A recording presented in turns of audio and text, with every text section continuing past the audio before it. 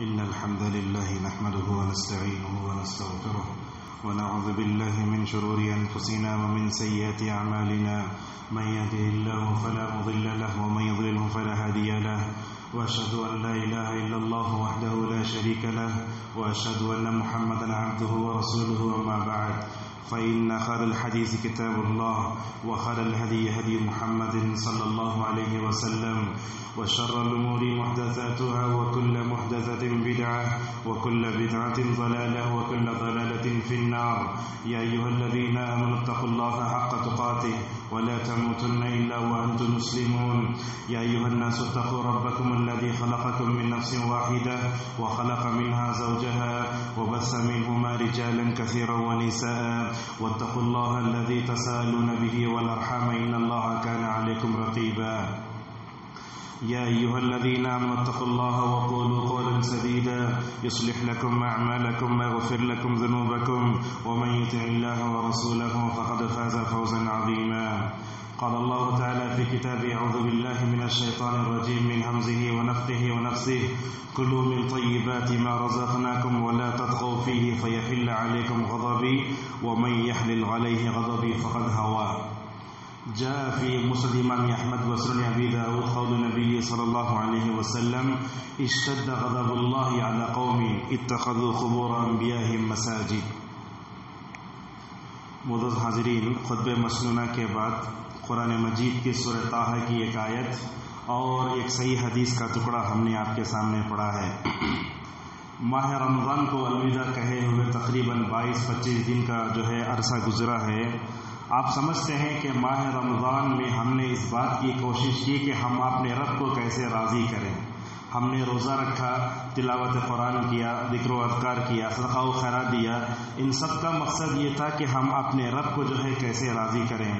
بڑے خوش نصیب ہیں وہ لوگ جنہوں نے رمضان میں اپنے رب کو اپنے رب کی رضا کو پانے کا ارادہ کیا اور کامیاب بھی ہو گئے.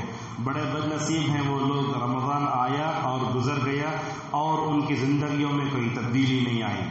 تو لہذا میں نے آج کے خطبے کے لیے اسی عنوان کو منتخب کیا ہے کہ ماہ رمضان میں ہم نے اللہ کی رضامندی کو چاہا، اللہ کو خوش کرنے کی کوشش کی، لیکن بات یہ ہوتی ہے کہ ماہ رمضان کے ختم ہوتے ہی ہم میں سے ہر ایک، اللہ رحم کرے، ہم میں سے ہر ایک کیا کرتے ہیں، نعوذ باللہ، اللہ تعالیٰ کو غصہ دلانے والے اور اللہ تعالیٰ کو ناراض کرنے والے کام کرنا شروع کر دیتے ہیں. تو آج کے خطبے میں ہم بتائیں گے کہ وہ کون سے گناہ ہیں جن کی وجہ سے اللہ کو بہت غصہ آتا ہے. وہ چیزیں بیان کر کے اور آخری کے خطبے میں ہم یہ بیان کریں گے اللہ تعالیٰ کے اس غصے کو ختم کرنے کے لیے ہمیں کیا کرنا چاہیے. اور جب اللہ تبارک و تعالیٰ غصہ ہوتا ہے تو انسانی زندگی پر نہیں بلکہ ساری دنیا پر اس کا کیا اثر مرتب ہوتا ہے، وہ تمام چیزیں آئیں گی. ہم نے سورہ طٰہٰ کی ایک آیت پڑھی. اللہ تبارک و تعالیٰ بنی اسرائیل سے کہتا ہے کلوا من طیبات ما رزقناکم، کہا اے لوگو جو پاکیزہ حلال چیزیں ہیں وہ کھاؤ، ولا تطغوا فیہ، کھا کر سرکشی مت کرو. ومن یحلل علیہ غضبی فقد ہوا، کہا کلوا من طیبات ما رزقناکم ولا تطغوا فیہ، اگر تم کھا کر ناشکری کرو گے نا تمہارے اوپر میرا غصہ اترے گا، اور جس پر اللہ کا غصہ اتر جائے تو شاید سمجھو وہ دنیا اور آخرت میں ہلاک ہو کر رہ گیا. معزز حاضرین، یہ آیت ہے، حدیث کا ترجمہ یہ ہے جس میں اللہ کے نبی صلی اللہ علیہ وسلم فرماتے ہیں. کیا حدیث کا ترجمہ ہے؟ اللہ تعالیٰ سخت غصہ ہوتا ہے ایسے لوگوں پر جو انبیاء کی قبروں پر گنبد بنا کے اس کو سجدہ گاہ بنا لیتے ہیں. معزز حاضرین، بطور تمہید چند باتیں ہم آپ کے سامنے رکھیں گے اور اللہ تبارک و تعالیٰ کن کن باتوں پر غصہ ہوتا ہے اس کا ذکر آگے آتا ہے. آپ سمجھیں ایک مسلمان کی زندگی کا اصل مقصد کیا ہے. ایک مسلمان کی پوری زندگی کا اگر خلاصہ ہم 60 سال 70 سال دنیا میں زندگی گزارتے ہیں تو ہماری پوری زندگی کا مقصد یہ ہے کہ ہم اپنے رب کو راضی کر لیں دنیا میں، تاکہ قبر والی زندگی اور آخرت کی زندگی ہمارے لیے آسان ہو جائے. اور یاد رکھیں دنیا میں اللہ تعالیٰ کی رضامندی سے بڑھ کر اور کوئی چیز نہیں ہے. آپ دنیا والوں کو خوش کر لیں لیکن رب ناراض ہو جائے تو دنیا و آخرت کا بڑا خطرناک سودا ہے. اگر دنیا والے خوش ہو جائیں اللہ تعالیٰ ناراض ہو جائے یہ بھی غلط ہے.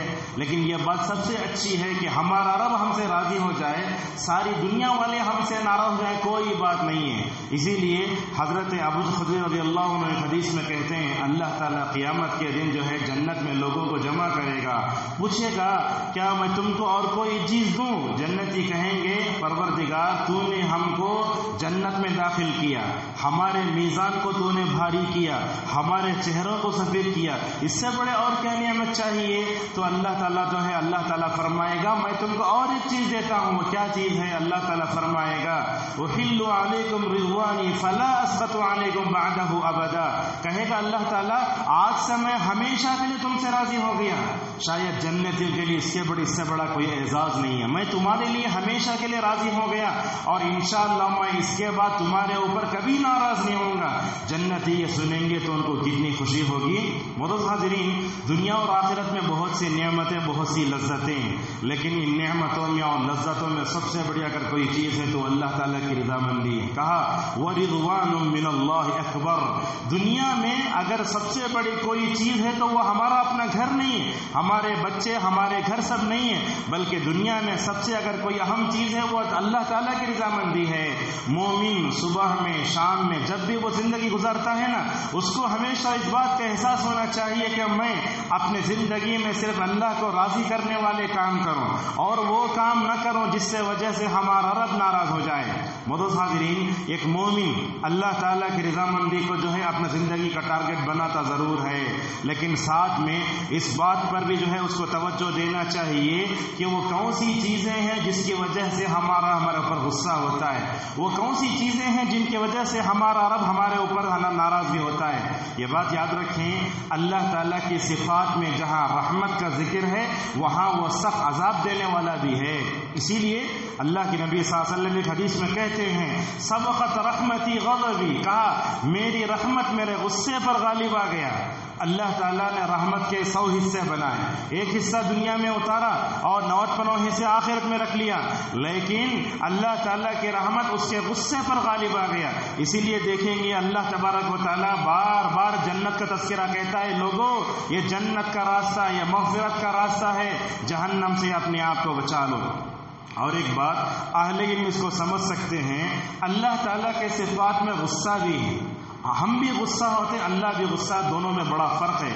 ایک انسان جب غصہ ہوتا ہے تو اس کے رگیں مار لیتی ہیں، چہرہ لال ہوتا ہے اور اس کا خون کھولتا ہے۔ اللہ کا غصہ ویسا نہیں ہوتا۔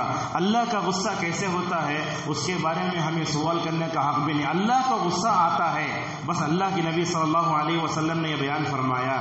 تو علماء کہتے ہیں کہ غصہ کرنا اللہ تعالیٰ کے صفات فعلیہ اور خبریہ میں سے ہے۔ دیکھیے قرآن میں کہاں کہاں اللہ کے غصے کا ذکر آیا۔ جب کوئی شوہر اپنی بیوی کے ساتھ کسی کو دیکھ لیتا ہے برائی کرتے ہوئے، یہاں دیکھیے قرآن میں سورہ نور میں آپ کھولیں گے اللہ تبارک و تعالیٰ فرماتا ہے کہ کوئی شوہر ہے اپنی بیوی کے ساتھ کسی اور کو برائی کرتے ہوئے دیکھتا ہے تو کیا کرنا چاہیے۔ اللہ کے نبی صلی اللہ علیہ وسلم کے زمانے میں ایسا واقعہ پیش آیا ہلال ابن امیہ کا، تو آپ صلی اللہ علیہ وسلم نے کہا اے ہلال تم نے اپنے بیوی کے ساتھ کسی غیر مرد کو دیکھا نا تو کیا کرو، 4 گواہ لے کر آؤ، ورنہ 4 گواہ نہیں لے کر آؤ گے تو تم کو کیا ہوگا، ہم تمہیں کوڑے ماریں گے۔ اللہ کے نبی صلی اللہ علیہ وسلم نے ایسے ہی کہا، ہلال کو بلایا اور ان کی بیوی کو بلا کر کہا کہ تم جو ہے گواہ لے کر آؤ۔ گواہ جب لے کر آئے تو اللہ کے نبی صلی اللہ علیہ وسلم نے کہا اے ہلال تم ایک طرف ٹھہرو، بیوی سے کہا ایک طرف ٹھہرو اور کہا ایک دوسرے پر لعن طعن کرو، اگر میں سچا ہوں تو اگر میں جھوٹا ہوں تو اس پر لعنت ہے، اگر وہ جھوٹا ہے تو میرے اوپر لعنت ہے۔ یہاں غصے کا ذکر ہے۔ اسی طریقے سے اللہ تبارک و تعالیٰ نے کہا دنیا میں سب سے زیادہ غصہ اگر کسی قوم پر اترا تو وہ قوم یہود ہے۔ دیکھیے اللہ تعالیٰ فرماتا ہے اللہ تعالیٰ ان پر غصہ ہوا، اللہ تعالیٰ نے ان پر بندر بنائے، اللہ نے ان کو خنزیر بنا دیا۔ اس طرح معزز حاضرین ہم سورہ فاتحہ پڑھتے ہیں نا، دن میں تقریباً فرض نمازوں میں 17 مرتبہ ہم سورہ فاتحہ پڑھتے ہیں۔ یہ ذرا پوائنٹ نوٹ کیجیے آپ، یہ اس میں دعا کرتے ہیں پروردگار سیدھا راستہ دکھا، ان لوگوں کا راستہ نہ دکھا جن پر تیرا غصہ ہوا۔ یعنی ہم اللہ تعالیٰ سے پناہ مانگتے ہیں رب جن قوموں پر تیرا غصہ ہوا نا ان سے بچا لے ہمیں، کن سے، وہ یہودیوں سے۔ یہودی کے راستے پر نہ چلا اور اسی طریقے سے ہم کو نصارہ کے راستے پر بھی مت چلا، تو بھلا بتائیے اللہ تعالیٰ امت مسلمہ کو متنبہ کرنا چاہتا ہے یا بتانا چاہتا ہے جن پر اللہ کا غصہ ہوا نا ان قوموں کے راستے پر نہ چلو۔ اسی طریقے سے سورہ ممتحنہ میں دیکھو اللہ کیا فرماتا ہے، لا تتولوا قوما غضب اللہ علیہم، کہا اے مسلمانوں یہودیوں سے کبھی دوستی نہ کرو۔ یہودیوں سے دوستی نہ کرنے کا مطلب کیا ہے؟ دین کے معاملے میں ان سے دوستی نہیں جائز۔ ہم یہ نہیں کہہ سکتے یہود کے برابر مسلمان میں برابر نہیں ہو سکتا، مگر دنیاوی اعتبار سے ان سے دوستی کرنا جائز ہے۔ تو اللہ تعالیٰ فرماتا ہے جن پر اللہ کا غصہ اترا ان پر دوستی مت کرو۔ اس طرح سے معزز حاضرین، قیامت کے دن اللہ تبارک و تعالیٰ بہت غصہ ہوگا۔ روایت ہے، شفاعت کی حدیث ہے، اللہ کی نبی صلی اللہ علیہ وسلم فرماتے ہیں ان ربی غضب اليوم غضبا لم يغضب مثله ولن يغضب بعده مثله۔ اللہ کی نبی صلی اللہ علیہ وسلم نے فرمایا کہ بے شک میرا رب آج کے دن بہت غصہ ہوگا، اس سے پہلے نہ کبھی غصہ ہوا اور نہ اس کے بعد کبھی غصہ ہوگا۔ معزز حاضرین، اللہ کا غصہ کیسے آتا ہے اس بارے میں مشہور امام ابو جعفر طحاوی رحمہ اللہ کہتے ہیں واللہ یغضب لا كأحد من الوراء، اللہ کا غصہ آتا ہے مگر انسانوں کی طرح نہیں آتا۔ انسان کا غصہ آتا ہے تو اس کا چہرہ بدل جاتا ہے، بی پی بڑھتا ہے۔ اللہ کا غصہ ویسا نہیں ہے، جیسے اللہ کی ذات ہر صفات میں بندوں سے الگ ہے ویسے اللہ کا غصہ آتا ہے تو بھی الگ اس کی کیفیت ہے۔ علامہ القیم رحمۃ اللہ علیہ کہتے ہیں اللہ تعالیٰ نے قرآن میں کئی جگہ اپنے غصے کا ذکر فرمایا، ذکر فرمایا۔ اللہ تبارک و تعالیٰ نے قرآن میں کئی جگہ بتایا کہ یہ میرا عذاب ہے، یہ میرا عذاب ہے، یہ میرا عذاب ہے۔ یہ مختلف عذابوں کا جو ذکر ہوا نا، یہ مختلف عذابوں کا ذکر خود جو ہے اللہ تبارک و تعالیٰ کے غصے کی عکاسی ہے۔ یہ اسی طریقے سے اللہ کے نبی صلی اللہ علیہ وسلم نے مختلف احادیث میں بتایا یہ کام کرو گے تو جہنم کی آگ سے جاؤ گے، یہ کام کرو گے تو بھڑکتی آگ تمہارا مقدر ہوگا، یہ سب غضب الہی کی عکاسی ہے۔ یہ بات بھی ہم آپ کے سامنے بیان کریں، جب مسئلہ آتا ہے اللہ تعالیٰ کے لیے غصے کا، اس وقت غیظ کا لفظ اللہ کے لیے استعمال نہیں کر سکتے، والکاظمین الغیظ والعافین عن الناس، یہ غیظ کا لفظ اللہ کے لیے استعمال نہیں کر سکتے، بل اللہ کے لیے غضب کا لفظ استعمال ہو سکتا ہے۔ معزز حاضرین، اللہ تبارک و تعالیٰ غصہ کب آتا ہے یہ احادیث سنیے سمجھ میں آئے گا۔ سب سے پہلے اللہ تعالیٰ کو ان لوگوں پر غصہ آتا ہے جو اللہ کے ساتھ شرک کرتے ہیں۔ دوسرے، نماز چھوڑنا، روزہ چھوڑنا یہ گناہ ہے، لیکن شرک اتنا بڑا گناہ ہے کہ اللہ تبارک و تعالیٰ کو بہت غصہ آتا ہے۔ ایک مثال دیتے ہیں کیسے، ایک بیٹا ہے، اس کا باپ اب اس کے سامنے کھڑا ہے، اگر کوئی بیٹا یہ کہے کہ یہ میرا باپ نہیں بلکہ دوسرے کی طرف اشارہ کر کے کہے کہ یہ میرا اپنا باپ ہے، تو ہم سمجھتے ہیں سامنے کھڑا ہوا اس کا اصلی باپ اس کو تھپڑ مارے گا۔ یہ دنیا کی غلط سی مثال ہے۔ اس رب کا کیا حال ہوگا جس نے ہم سب کو نعمتیں دی، جس سانچے میں چاہے ڈھالا، نعمتوں کی بارش کی، پھر بھی اگر ہم اس کو ناراض کرنے والے، غصے میں مبتلا کرنے والے کام کریں تو غصہ نہیں آئے گا؟ ضرور غصہ آئے گا۔ اللہ تبارک و تعالیٰ کا بہت غصہ اس وقت آتا ہے جبکہ شرک کرتا ہے بندہ۔ اسی لیے آپ دیکھیں گے جہاں جہاں قرآن میں شرک کی بات کہی گئی نا، وہاں شرک کی مذمت مختلف غصے کے انداز میں کی گئی۔ اللہ تعالیٰ نے سورۃ النساء میں کہا اللہ تعالیٰ شرک کے علاوہ ہر چیز کو معاف کرتا ہے۔ اسی طریقے سے کہا سورہ انعام میں دیکھو 18 انبیاء کا ایک جگہ ذکر کیا، وہاں فرمایا کہ اے محمد صلی اللہ علیہ وسلم یہ انبیاء بھی اگر شرک کریں تو ان کے سارے عمل تباہ و برباد ہو جائیں گے۔ سورہ زمر میں کہا لئن اشرکت لیحبطن عملک، اے محمد تم بھی شرک کرو گے نا تمہاری امت بھی شرک کرے گی، پورے عمل تباہ و برباد ہو جائیں گے۔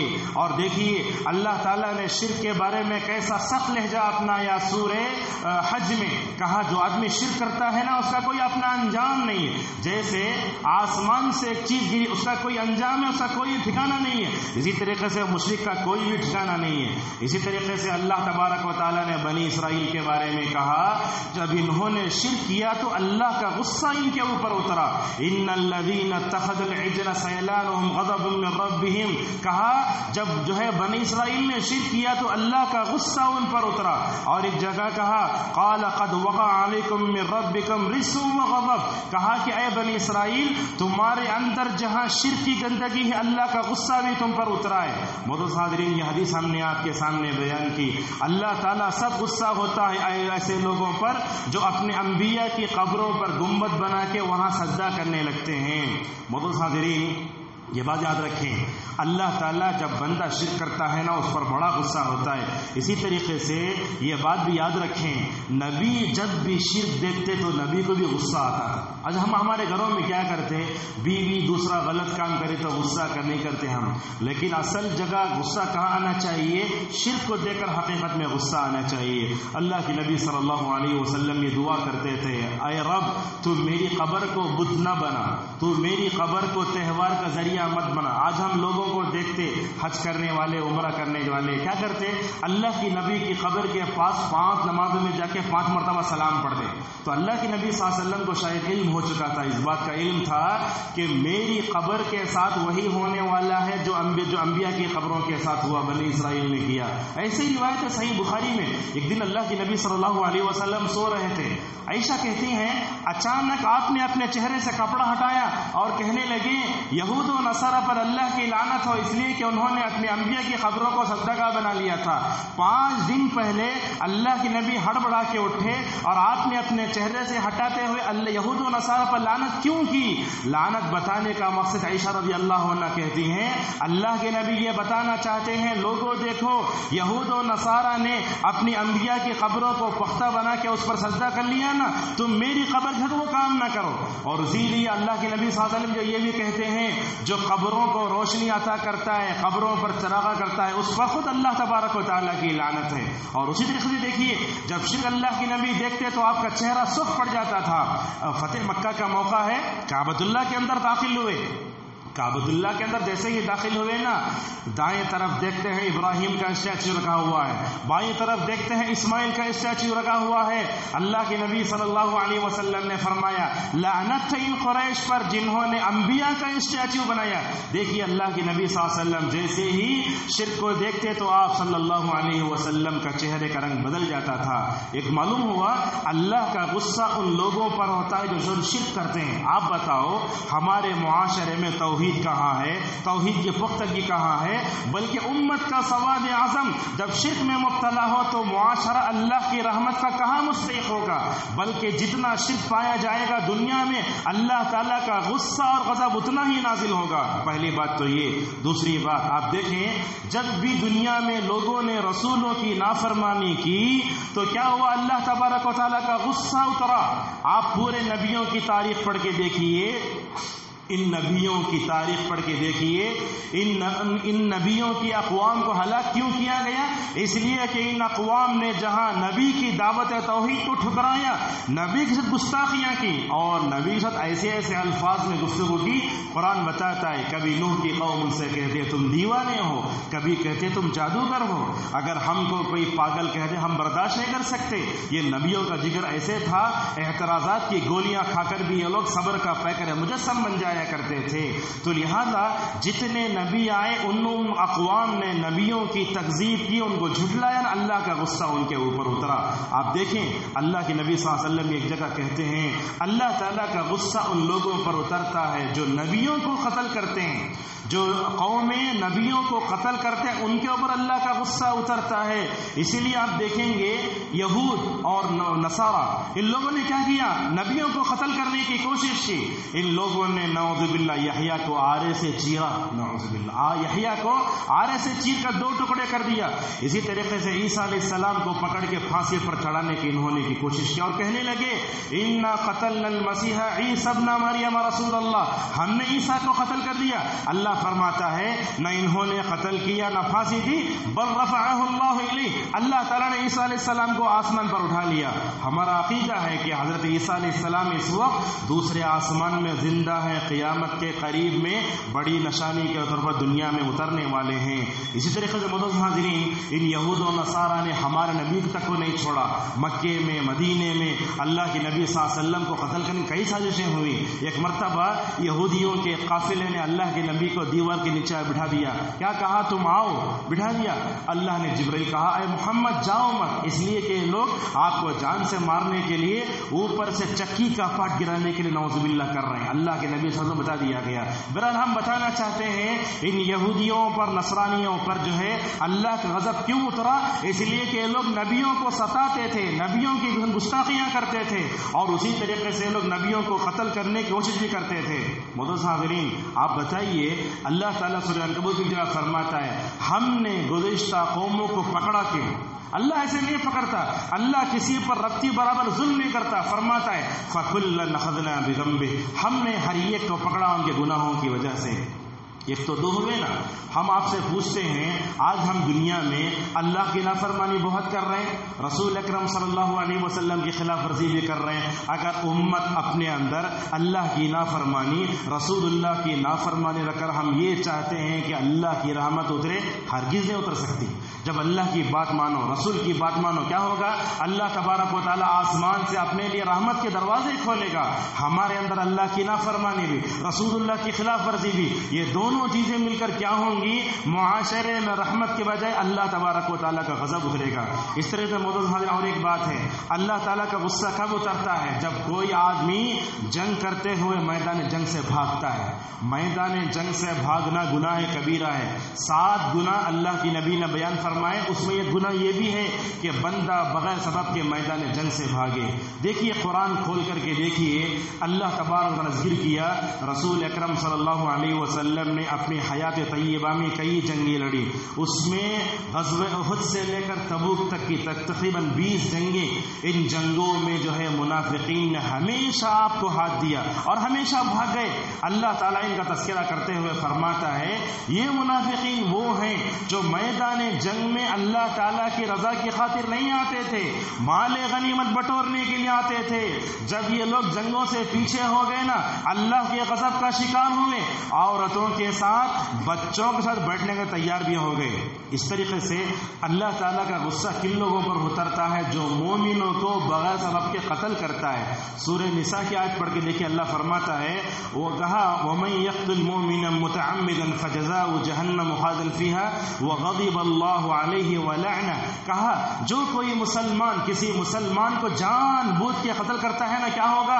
اس کا ٹھکانہ جہنم ہے اور اس پر اللہ کا غصہ اترے گا، اللہ تعالیٰ اس پہ لعنت بھی کرے گا. بھلا بتاؤ، ہم آپ سے سوال کرتے ہیں دنیا کے جغرافیائی حیثیت پر جو ہے پورے میپ پر جالا آپ غور کرو، آپ کو معلوم ہوگا سب سے زیادہ اگر کہیں قتل و غارت ہو رہی تو مسلمانوں کے ملکوں میں ہے. آپ کو تسلیم کرنا ہی پڑے گا. آج مسلمانوں کا خون سستا ہوا. ایک تو جو ہے پوری قوم مسلمانوں پر ویسے ٹوٹ پڑا جیسا بھوکا دل سخن پہ ٹوٹ پڑتا، یہ جگہ اپنی. لیکن اس کے علاوہ دیکھیں گے مسلمانوں میں کتنی لڑائیاں. ہم ایک معمولی مثال دیتے ہیں، کبھی ایسے ہوتا ہے کہ ہمارے گھر میں کوئی کرایہ کو ہے، اگر وقت پر کرایہ نہیں دیا، راڈ لے کر مارنے چلے گئے، چھوٹی چھوٹی باتوں پر لڑائی جھگڑا. ہوٹل کے پاس چائے پینے کھڑے ہوئے، بولتے تھوڑا ہٹ کے کھڑو، بس تمہارے باپ کی دکان، وہیں سے لڑائی جھگڑنا شروع ہو گیا. دونوں نے کار مار لی، 2 ویلر میں جو ہے حادثہ ہو گیا، وہاں اتر کر ایک دوسرے کو پیٹنا شروع ہو گیا. نعوذ باللہ من ذالک. یہ قتل و غارت گری جو انسان کرتا ہے نا، دوسرے کو جان سے مارتا ہے، اللہ کا غصہ اس پر اترتا ہے. اور یہ قتل و غارت گری کا عام ہونا قیامت کی علامتوں میں سے. اللہ کے نبی صلی اللہ علیہ وسلم فرماتے ہیں قیامت اس وقت تک قائم نہیں ہوگی جب تک کہ مسلمانوں میں قتل عام ہو جائے گا. آج مسلمانوں میں بہت قتل عام ہو رہا ہے. اس طرح سے معزز حاضرین، اللہ تعالیٰ کن پر غصہ ہوتا ہے وہ بھی سن لیجیے. اور ایک حدیث ہے، والدین کو ناراض کرنا. والدین کو جو ناراض کرے گا نا، اللہ تعالیٰ اس پر ناراض ہو جائے گا. ترمذی کی صحیح حدیث ہے، فرماتے ہیں رضا الرب فی رضا الوالد. کہا کہ اگر تم اللہ کو اور دنیا میں رہتی دنیا میں اگر تم اللہ کو خوش کرنا چاہو تو ماں باپ کو خوش کرو. اگر تم ماں باپ کو ناراض کرو گے، رب بھی تمہارے سے ناراض ہو جائے گا. اس طریقے سے ایک حدیث ہے جس میں اللہ کے نبی فرماتے ہیں اللہ تعالیٰ نے ماؤں کی نافرمانی کو تمہارے اوپر حرام قرار دے دیا ہے۔ آج دیکھو ہمارے معاشرے میں باپ کا تعلق بچے کے ساتھ اور بچے کا تعلق باپ کے ساتھ بڑا برا ہے۔ آج والدین کے ساتھ جو ہمارے معاشرے میں سلوک ہو رہا نا، ہم تو سمجھتے ہیں غیر مسلم کے اخلاق ہمارے سے بہتر ہیں۔ والدین سے ہمارا حسن سلوک، شادی کے معاملے میں بچے اپنے والدین سے لڑتے ہیں، اور ہمارا اپنے والدین کے ساتھ جو گفتگو کرنے کا انداز ہے نا، وہ بھی بڑا جاہلانہ ہے۔ ہم اپنی ماں کو معاشرے کی ایک عورت سمجھتے، ہم اپنے باپ کو معاشرے کا ایک مرد سمجھ کے بات کرتے۔ یاد رکھو، اگر ہم اور آپ اللہ تعالیٰ کی رضامندی پانا چاہتے ہیں، ہمارے لیے ضروری ہے کہ ہم اپنے ماں باپ کو خوش کریں، ان کو نہ رلاؤ، ان کے دل کو مت دکھاؤ۔ اگر ہمارے والدین ہم سے ناراض ہو گئے، اللہ تبارک و تعالیٰ بھی ہم سے ناراض ہو جائے گا۔ اور کتنی بڑی بات ہے، اگر کسی کے والد ناراض ہوئے، والدین ناراض ہو گئے، مرنے سے پہلے ہم نے معافی نہیں مانگی، اللہ تبارک و تعالیٰ اس کا انجام کیا نہیں کرے گا نہیں معلوم۔ اب وہ حضرت معاذ بن جبل رضی اللہ عنہ کہتے ہیں اللہ کے نبی صلی اللہ علیہ وسلم نے ان کو 10 باتوں کی وصیت کی، فرمایا اے معاذ اپنے والدین کی نافرمانی نہ کرو۔ والدین کی نافرمانی گناہ کبیرہ ہے، ان کو جو ہے تکلیف دینا، گالی دینا، جھڑکنا، سختی سے بات کرنا، یہ خود گناہ کبیرہ ہے۔ لہٰذا ہم دیکھتے ہیں آج ہمارے معاشرے میں والدین کو ناراض کرنا یہ ایک عام سی بات بن گئی ہے۔ اگر ہم اپنے والدین کو ناراض کریں گے تو بتائیے ہمارا رب کیسے راضی ہوگا؟ حضرت اسماعیل کی زندگی کو پڑھ کے دیکھو، حضرت ابراہیم سے اللہ راضی، حضرت اسماعیل سے بھی اللہ راضی۔ حضرت اسماعیل سے اللہ کیوں راضی ہوا؟ اس لیے کہ حضرت ابراہیم اپنے بیٹے سے راضی رہے۔ یاد رہو، ہمارا رب ہم سے اس وقت راضی ہوگا جبکہ ہمارے والدین ہم سے راضی رہیں۔ اگر ہمارے والدین ہم سے ناراض ہیں، بتاؤ ہمارے جو ہے اللہ تبارک و تعالیٰ بھی ہم سے ناراض ہو جائے گا۔ اسی طریقے سے اور ایک چیز ہے، اللہ غصہ کب ہوتا ہے؟ مصیبت کے وقت ہنگامہ کرنا۔ کیسے؟ کسی کی وفات ہو گئی، سب لوگ مل کے تقدیر کے خلاف بات کرتے ہیں۔ مثال طور پر بیٹے کا انتقال ہو گیا، باپ بولتا اگر اللہ اس جگہ مجھے لے لینا تھا، تو تقدیر کے خلاف بات کرنا، مصیبت کے وقت ہنگامہ کرنا، ایسے وقت میں بھی اللہ تبارک و تعالیٰ ناراض ہوتا ہے۔ جیسے کہا اپنے کپڑے پھاڑ لیتے ہیں، گال پیٹتے ہیں، اور جو ہے کرائے کے لوگوں کو بلا کر رویا جاتا ہے، نوحہ کرنا، یہ سب چیزیں اللہ کے غضب کو دعوت دیتی ہیں۔ اس طرح سے معزز حاضرین، یہاں خواتین اسلام بھی ہے نا، ہم ان سے ہی مخاطب ہیں۔ عورت کا بے پردہ نکلنا، آج دیکھو ہمارے معاشرے میں کتنی عورتیں ہیں بے پردہ نکلتی۔ یاد رکھو، ہم میں سے اگر کسی کی بیوی بے پردہ نکلتی ہے، اگر کوئی مرد اپنی اس بیوی کی اگر جو ہے اصلاح نہیں کرے گا، تو شریعت کی نظر میں وہ دیوس ہے۔ دیوس کا مطلب کیا؟ بے حیا۔ اللہ تعالیٰ نہ اس مرد کی طرف نہ دیکھے گا اور نہ اس کو جنت میں داخل کرے گا۔ لہٰذا اپنی بیویوں کی اصلاح کرنے کی کوشش ہو جہاں تک ہو سکے۔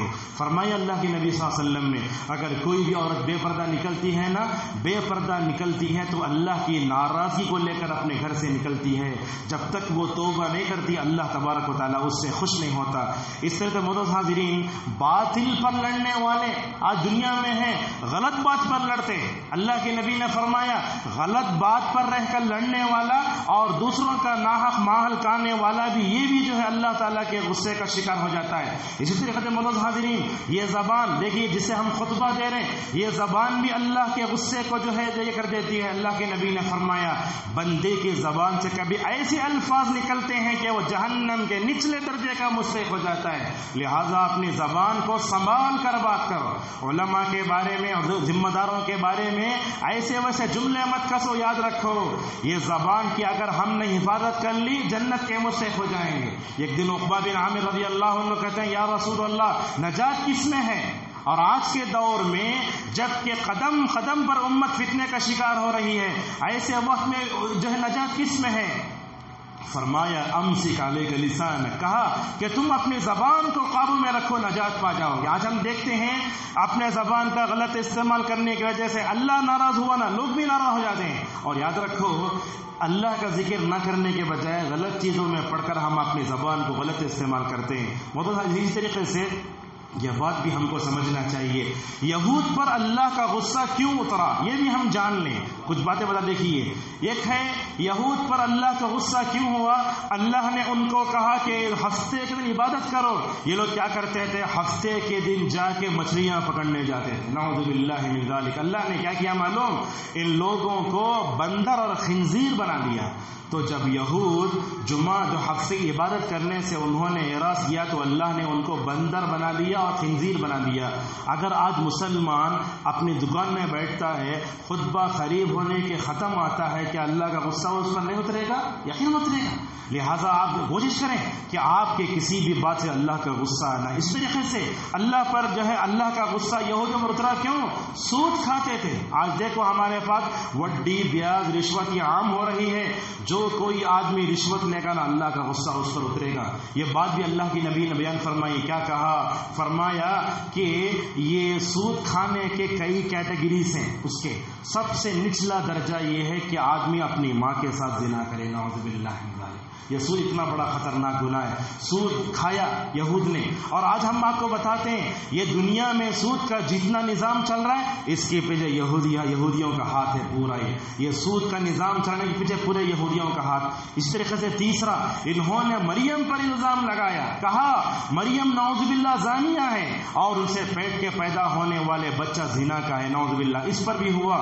اور نبیوں کا قتل, نبیوں کو ستانا, توریت میں تحریف کرنا, حق کو چھپانا, نسلی غرور. اللہ تعالیٰ کا ایسا غصہ اترا. اللہ تعالیٰ ذکر فرماتا ہے وَضُرِبَتْ عَلَيْهِمُ الذِّلَّةُ وَالْمَسْكَنَةُ. ایسے ہی الفاظ قرآن کے. کہا یہود کے اوپر لعنت ایسے ہوئی, لعنت چپک کر رہ گئی اور قیامت تک اللہ تعالیٰ کا غصہ اور لعنت چپک کر رہے گی. اگرچہ جو ہے دنیاوی طور پر دنیا میں قوم یہود ترقی کر لے لیکن ہمیشہ ان کے ذلت اور رسوائی ہے. معزز حاضرین, اور ایک چیز ہے کہ کوئی بھی گناہ کرو اللہ کا غصہ اترے گا. جیسے اللہ کے نبی صلی اللہ علیہ وسلم فرماتے ہیں قیامت کے دن سب سے زیادہ عذاب کس کو ہوگا؟ فوٹو کھینچنے والوں کو ہوگا. اللہ تعالیٰ فرمائے گا, بلائے گا, کون کون فوٹو کھینچتے آؤ. اگر تمہارے اندر دم ہے تو جن کی تم نے فوٹو پکڑی نا ان کے اندر تم روح ہو کے بتاؤ. اور اللہ فرمائے گا ٹھیک ہے فوٹو پکڑنے والا آؤ, اور کہے گا تمہارے اندر یہ جو یہ گیہوں کا دانہ پیدا کرنے کی طاقت بھی تو دکھا کر بتاؤ. اس طرح معزز حاضرین, اللہ کا غصہ ان لوگوں پر بھی اترتا ہے جو جھوٹی قسم کھا کے لوگوں کا مال ہڑپ کرتے ہیں. ہمارے پاس معاشرے میں کتنے ایسے تاجر ہیں جو جھوٹی قسم کھا کے تجارت کرتے ہیں. یاد رکھو تجارت کرنے والا کا امانت دار سچا ہے تو نبی کے ساتھ ہوگا, صدیقین کے ساتھ ہوگا, شہداء کے ساتھ ہوگا. اگر وہ جھوٹی قسمیں کھا کے اپنی تجارت کرتا ہے نا, ایک تو وہ اللہ سے دور ہوا, رسول سے دور ہوا, ساتھ میں جو ہے اللہ تعالیٰ کے غصے کا بھی شکار ہو جائے گا. معزز حاضرین, خطبے کے آخری میں 3 چیزیں ہم اپنی بیان کریں گے. وہ کیا ہے؟ اللہ کا غصہ اترا ہے, اس کی علامتیں کیا ہیں؟ علماء نے اس کی 3 علامتیں بتائی ہیں. اگر اللہ تعالیٰ کا غصہ کسی پر اتر رہا ہے, اگر آپ دنیا میں پہچاننا چاہتے تو 3 چیزیں کو دیکھ تو. سب سے پہلا, بندہ واجب چیز کو ادا کرنے میں پیچھے ہٹ رہا ہے. نعوذ باللہ من ذالک. آج ہم نمازوں میں پیچھے رہتے ہیں نا, سمجھو اللہ تعالیٰ ہمارے سے ناراض ہے. اگر اللہ تعالیٰ ہم سے خوش ہے اس کا مطلب کیا ہوگا؟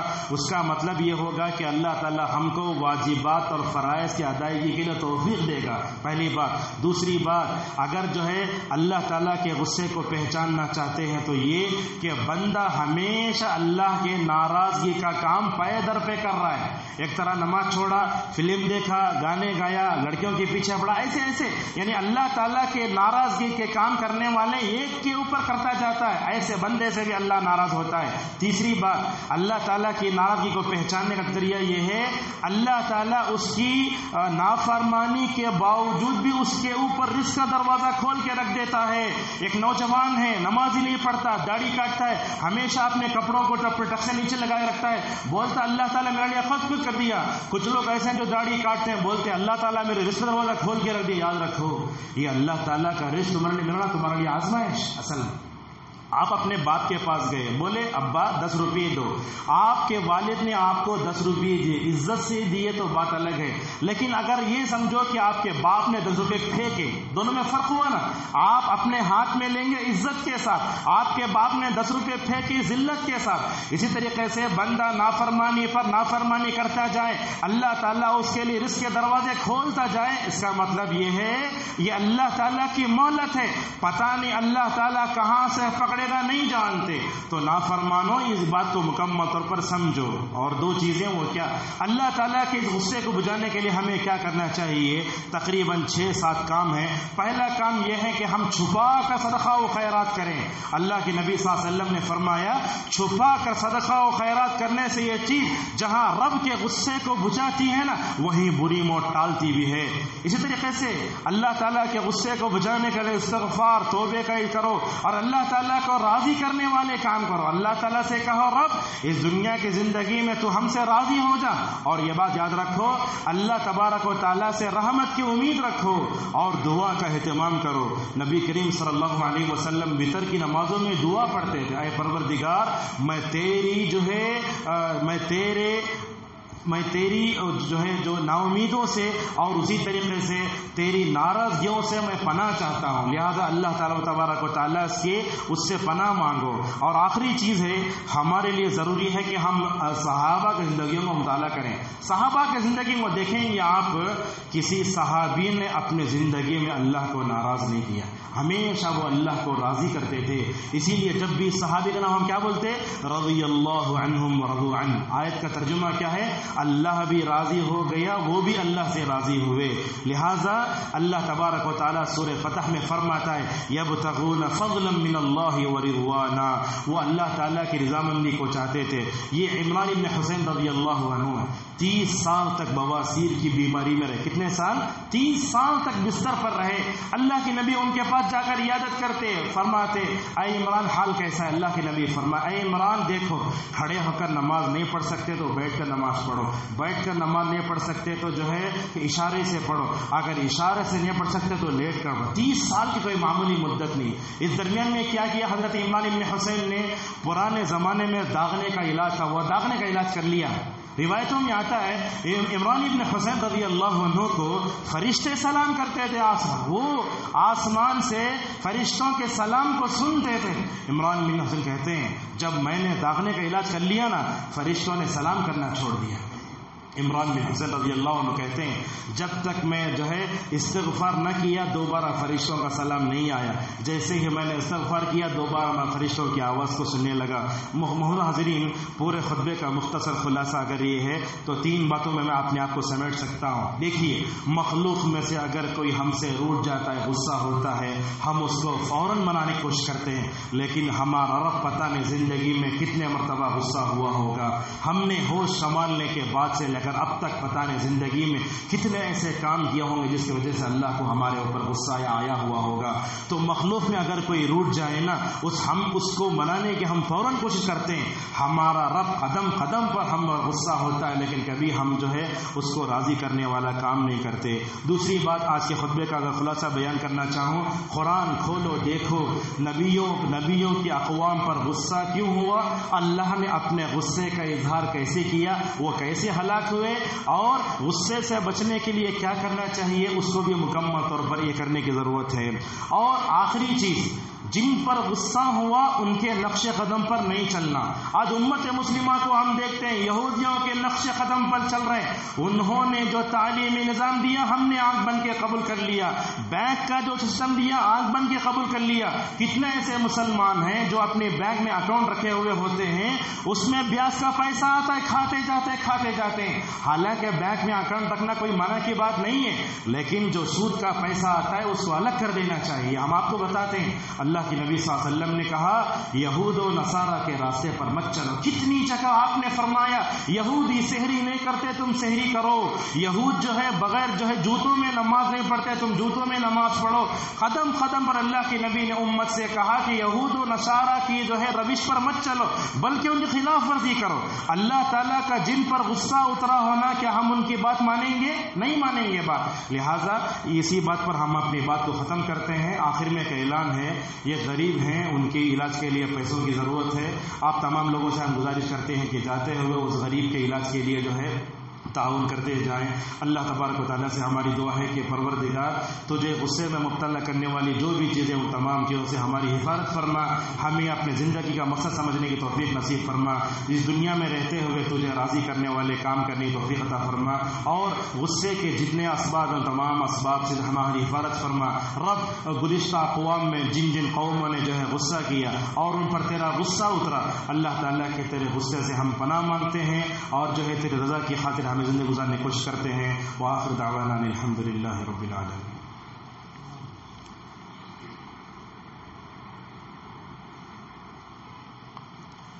الحمد لله على إحسانه والشكر له على توفيقه وامتنانه، وأشهد أن لا إله إلا الله وحده لا شريك له تعظيما لشانه، وأشهد أن محمدا عبده الداعي رضوانه صلى الله عليه وعلى آله وصحبه وسلم تسليما كثيرا. أعوذ بالله من الشيطان الرجيم. إن الله وملائكته يصلون على النبي يا أيها الذين آمنوا صلوا عليه وسلموا تسليما. اللهم صل على محمد وعلى محمد كما صليت على إبراهيم وعلى إبراهيم إنك حميد مجيد. اللهم بارك على محمد وعلى محمد كما باركت على إبراهيم وعلى إبراهيم إنك حميد مجيد. اللهم انصر دينك وكتابك وسنة نبيك محمد صلى الله عليه وسلم وعبادك المؤمنين. اللهم اشف مرضانا وارحم موتانا وعاف مبتلانا وانصرنا على من بغى علينا.